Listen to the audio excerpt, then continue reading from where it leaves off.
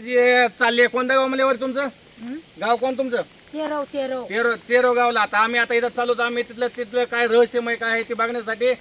आजी खालून सकाळी कुरडूची भाजी विकून आली. आपल्या इकडे कुरडूला किंमत नाही. आपण कुरडू शेतातला उपटितो आणि रांजेवर फेकून देतो. पण या कोकणामध्ये कुरडूची पण भाजी विकली जाते. कारण या कोकणामध्ये इकडे शेती नाही, नुसतं जंगल आहे सगळं जिकडं तिकडं. आणि जे काही ह्यांना खायला मळे माळवं काय जे आपल्या इकडून येत असेल भाजीपाला तो आपल्या महाराष्ट्रातून इकडे येत आहे या कोकणामध्ये. त्याच्यामुळे या कोकणामध्ये त्यांना कुरडूच्या भाजी सध्या किंमत वाटते. आजी कुरडूची भाजी केवढ्याला एक जुडी विकते? 10 रुपयाला.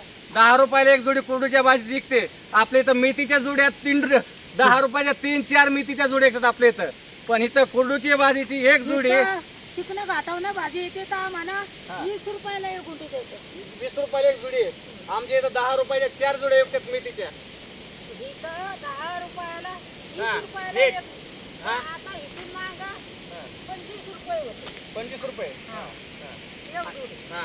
आणि कुरडूची तुमच्या इथं तवा कुरडूची आम्ही आपली तो रानात भेटला आणायचे ना. रानात इकडे आणायची. तर बघा इकडे कोकणामध्ये कशाला किंमत येईल याची गॅरंटी नाही. इकडे माळवं 12 महिने गेलं घ्यायला तर 30 रुपये 40 रुपये पावचे आत काहीच नाही इकडे माळवं. इथं आता पिका शेतीमध्ये काय पिकं तुमच्या? 80 रुपये किलो टमाटी.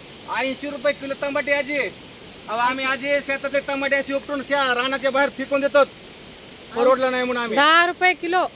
10 रुपये किलो आमच्याकडे टमाटे. 80 रुपये किलो. हा. आता इकडे तुमचं जीवन कशावर भागत? ओशिडीन बागायचं. कशानं? कशानं बागायचं. आता आजी गाठ टाळली. आता आजी थोडे आता आराम करायचा का तर हे सगळं पूर्ण हे बघाय पाठीमागून पहाड हे सगळं वरी चढत यायचं या. हे काय सोपं नाही इथं चालायचं. पण त्यांचं जन्म इथं झालेला आहे आणि ते इथं जेच आहे त्याच्यामुळे चालू शकत. पण आपल्यासारखा सर्वसाधारण माणूस त्या कोकणात आल्यावर अजिबात फिरू शकत नाही. आजी पण काठी घेऊन चलत चलत काढून टाळल्या त्या खाली शेवट बसल्या. आता हे सोपं नाही हे कोकण.